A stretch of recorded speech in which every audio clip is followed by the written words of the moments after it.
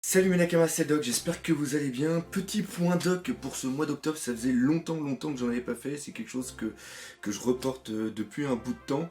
Et suite à ce qui s'est passé le week-end dernier, d'ailleurs je remercie encore une fois tout le soutien que j'ai eu d'une très grande partie de la communauté One Piece, pas que les personnes qui me suivent, mais aussi des personnes vraiment à l'extérieur. Euh, Ça m'a fait prendre conscience de quelque chose que ça faisait longtemps que je vous avais parlé du projet du musée, que j'avais expliqué les choses. J'avais mis tout ça en place il y a vraiment très longtemps, et il y en a seulement qui me suivent que depuis seulement que quelques temps. Et je pense qu'il est bon peut-être de faire une petite mise au point de où on en est en ce moment là, début octobre, et où moi aussi personnellement j'en suis. Alors, cette vidéo est aussi, comme le titre que j'ai mis, est une vidéo réponse, mais pas une vidéo réponse à la personne qui a fait l'autre vidéo, mais vraiment une vidéo réponse par rapport à vous qui m'avez contacté aussi pour me poser quand même pas mal de questions, et je pouvais pas répondre à tout le monde. La première chose, c'est ça là autour. Voilà. Entre guillemets, les rénovations.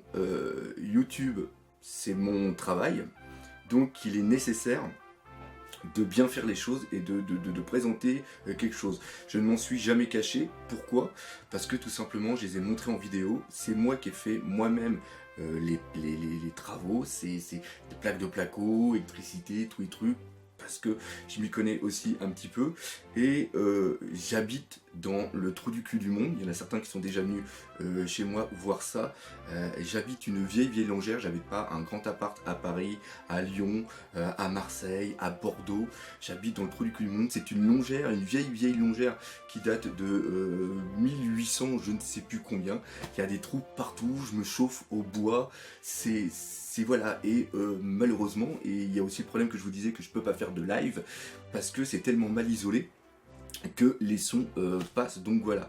Alors oui, il y a eu ça, et il n'y a rien eu d'autre. Donc voilà. Et c'est comme tous ceux qui ont des maisons. Voilà. Tous ceux qui ont des maisons, ils savent qu'il faut tout le temps rénover, tout le temps faire des travaux, parce qu'il y a de la plomberie qui pète, parce qu'il y a des trucs qui vont pas et qui vont pas. Et j'ai aussi fait, là c'est ça, j'ai fait ça l'année dernière sur mes grandes vacances. Et là, pendant mes grandes vacances, là sur mon temps de repos, j'ai pris le temps d'isoler mon garage pour faire justement un stockage pour toutes les résines que j'ai. D'ailleurs, on va en parler aussi après, et aussi me faire un bon endroit pour pouvoir préparer les expositions, car c'est énormément de travail.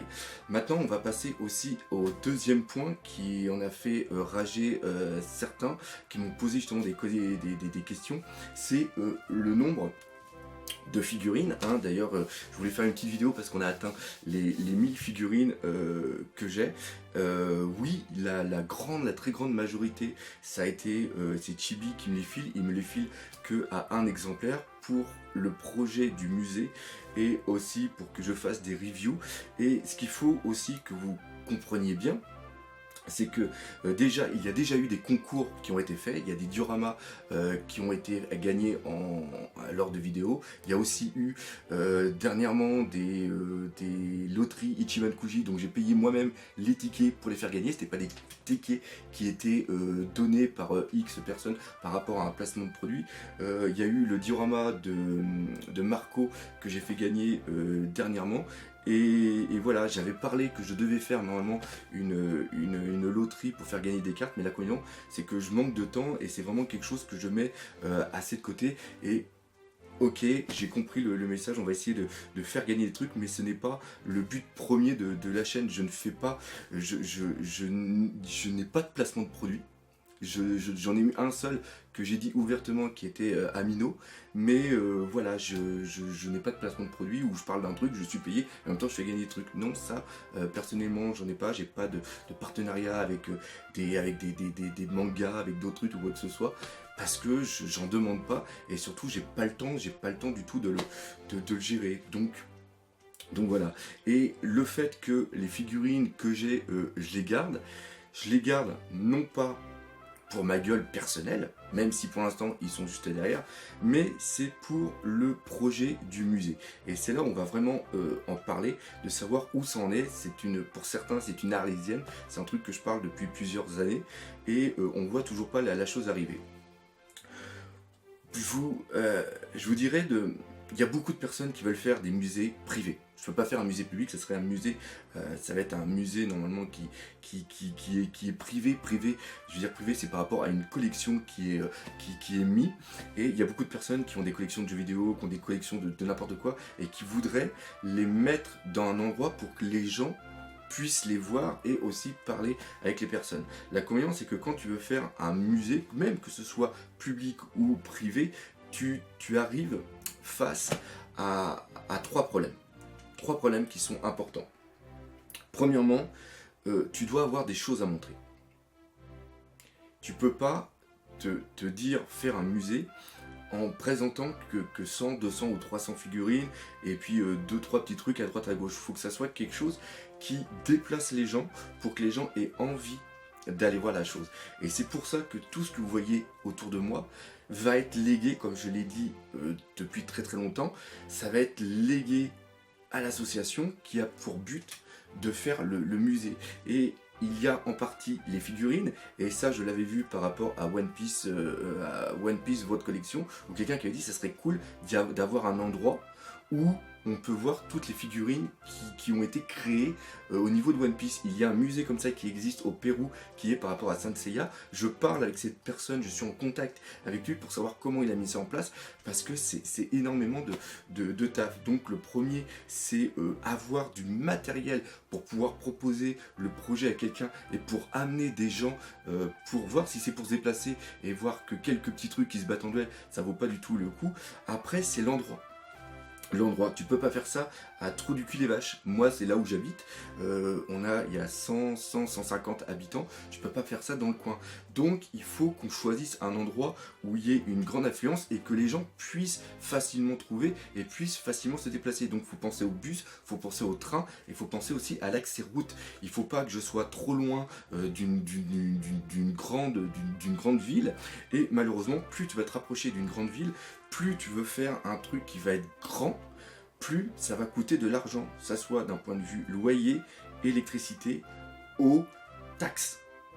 Et pour ceux qui ont du mal à se loger dans les grandes villes, qui ont un 40-50 mètres carrés, c'est déjà énorme pour eux, vous voyez déjà un petit peu les loyers. Donc moi qui est dans l'optique de faire un truc qui serait peut-être sur 100, 150, voire même 200 mètres carrés, parce que c'est vraiment, pour moi, c'est le projet, presque projet ultime de ma vie.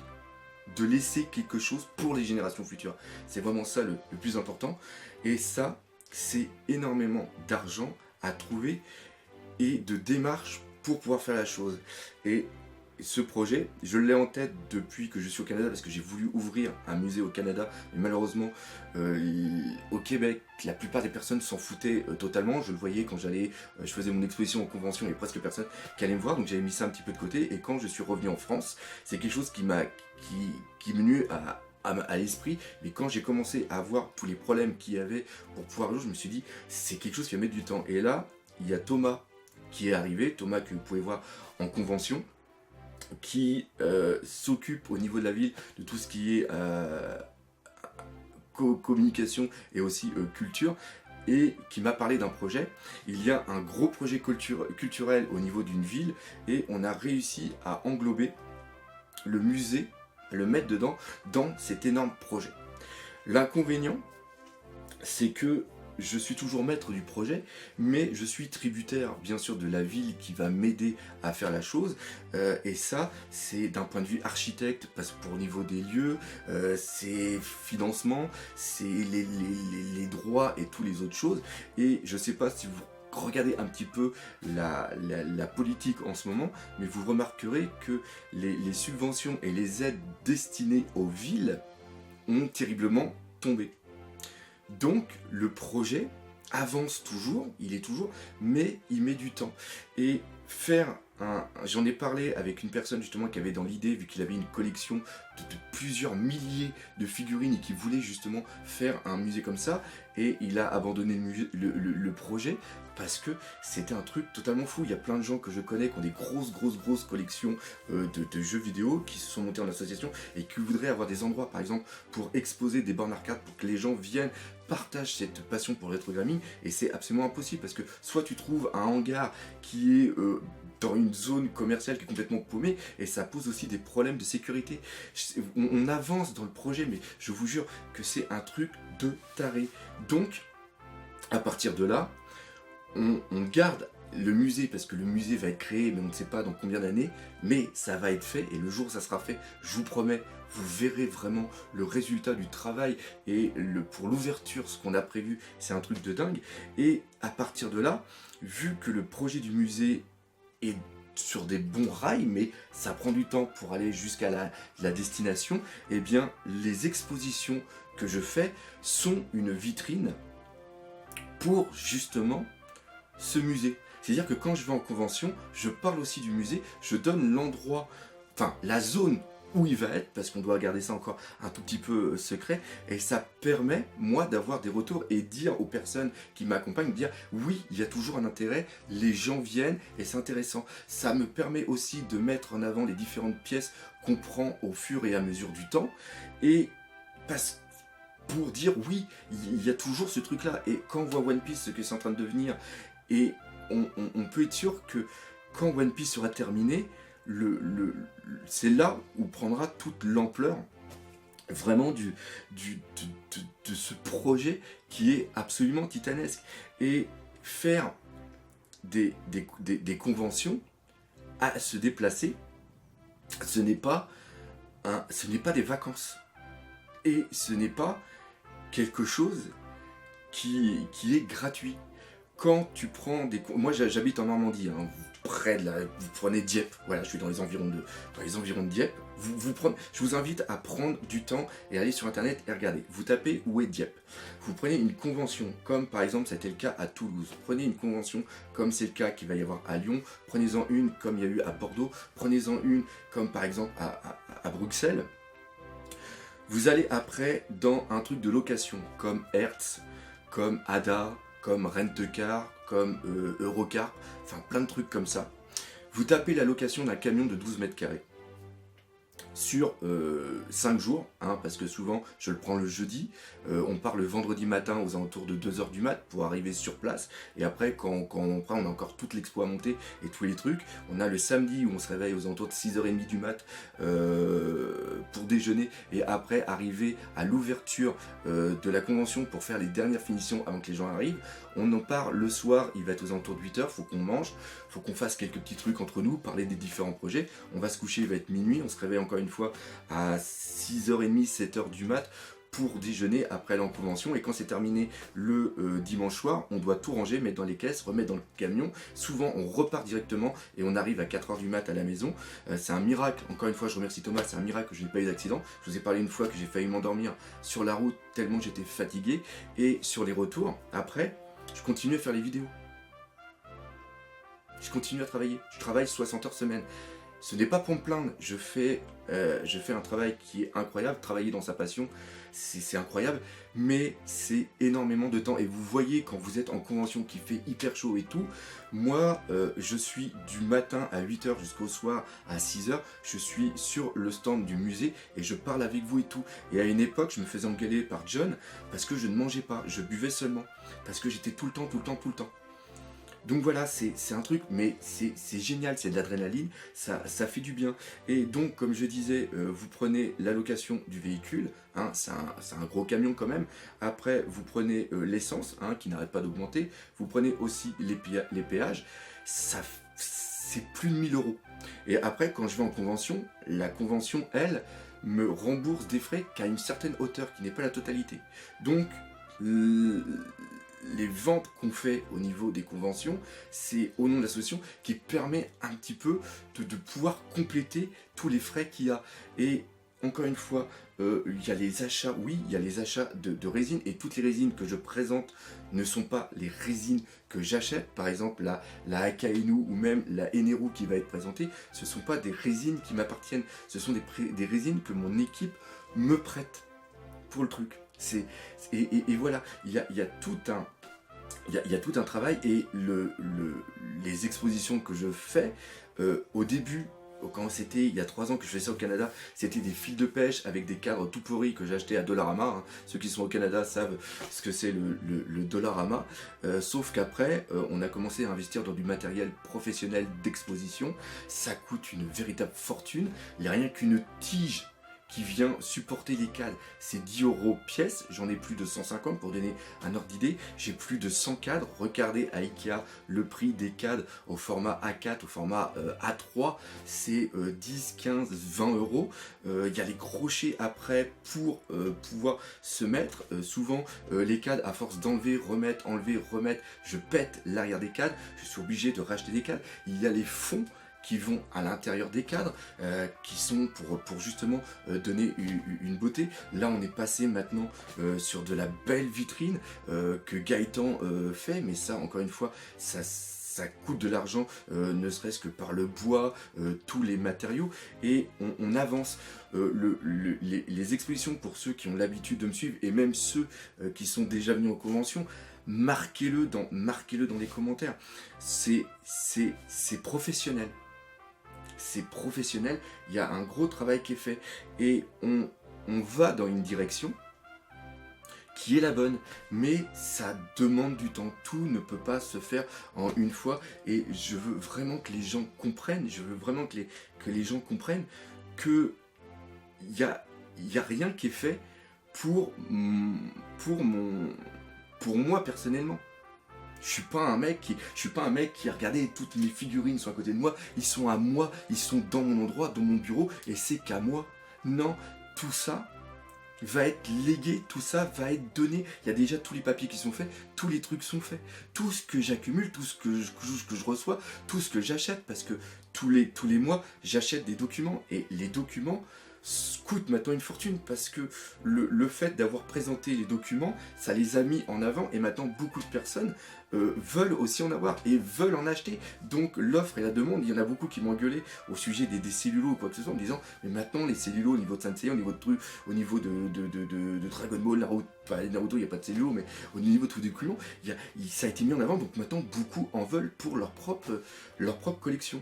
Donc voilà, et tout ça va être légué, parce que quand tu arrives à un âge où tu vois que il y a peut-être, j'ai 43 ans, j'ai peut-être dépassé le milieu de ma vie. C'est-à-dire que on voit beaucoup maintenant, c'est dans les 70, 75 où malheureusement, à cause des maladies, on part. Je commence à réfléchir dans ma tête, à me dire qu'est-ce que j'ai fait de ma vie, c'est quoi que je vais léguer. C'est ça. Et voilà, et j'ai ce projet, c'est un projet un peu orgueilleux, c'est un projet de postérité, après que je sois mort, qu'on dise bah tiens, je sais pas moi, imaginons que One Piece soit vraiment cette œuvre qui... Imaginons Tintin. Quelqu'un qui est fan de Tintin il y a très très longtemps, qui avait acheté plein de trucs sur Tintin, etc., qui a fait un musée sur Tintin. Cette personne est morte, et bien quand les gens vont là-bas, et bien il y a une petite plaque où disait telle personne a créé ce musée parce qu'il aimait bien tout ça. Et bien là il y aura peut-être un petit truc, un petit totem, un petit truc comme ça, en disant bah voilà, c'est le doc qui faisait des vidéos One Piece, qui était peut-être con, mais au moins il a essayé de créer quelque chose, et voilà. C'est cette petite traçabilité, c'est ce petit flambeau que je veux donner aussi à mon enfant, s'il aime One Piece, pour qu'il continue à parler de One Piece au futur, on sait jamais ce qu'il y aura. Donc voilà, c'est cette chose-là. Et oui, il y a des personnes qui m'accompagnent dans ce projet. Chibi Akabara qui m'offre toute cette figurine, parce que il me l'offre depuis longtemps, parce qu'il aime la personne que je suis, parce qu'on s'est parlé, ça fait longtemps qu'on est... Et si j'étais la dernière des raclures, je pense qu'un mec comme ça continuerait pas à être avec moi. Il y a toute mon équipe qui est là et qui m'aide, et je pense que si j'étais le dernier des enfoirés, des fils de pute, je pense plus qui était là. Il y a aussi ceux qui me soutiennent justement sur Tipeee. Voilà, c'est ça. On part dans un truc ensemble pour aller dans une direction. Je ne suis pas quelqu'un de parfait, loin de là. Il y a eu des clashs avec moi, certaines personnes et tout, et oui, j'ai tendance à prendre les choses beaucoup trop à cœur et peut-être des fois parler sans réfléchir, me lancer des trucs ou quoi que ce soit. Je ne suis pas parfait, je ne suis pas un mec qui est au-dessus des autres, je suis un humain comme on dit, qui a ses défauts mais qui a aussi ses qualités. J'ai un truc que je ne comprends pas, c'est vous voyez, les gens me voient en convention, la personne que je suis dans les vidéos et la personne que je suis réellement. Et je n'ai jamais craché sur les personnes qui me suivent, je n'ai jamais craché sur vous qui me suivez. C'est ça. Donc voilà, je voulais faire cette vidéo pour vous, pour vous remercier encore une fois et pour aussi excuser à travers tout ce qui s'est passé, la mauvaise vision qu'on a donnée de la commu One Piece. C'est peut-être ça le plus qui m'a blessé. De vouloir être l'un des représentants de cette communauté et quelqu'un normalement qui devrait être adulte, ça a été un mauvais visage et c'est comme je dis dans mes vidéos, on apprend tous les jours. J'apprends tous les jours, j'apprends tout le temps. Et là, j'ai eu une bonne leçon d'humilité. Faut que je pense que, que quand je parle en mon nom, je parle aussi, peut-être aussi au nom d'autres personnes. Donc voilà, encore une fois, ça va me permettre d'avancer. Ça n'a en rien entaché et diminué l'envie et l'amour que j'ai pour One Piece. Ça m'a donné encore plus envie de continuer et de montrer l'aboutissement de ce projet que j'ai en moi. Cette vidéo est aussi une vidéo de paix. Comme je dis tout le temps, il faut avancer, il faut aller de l'avant. On parle aussi avec d'autres youtubeurs pour faire des trucs.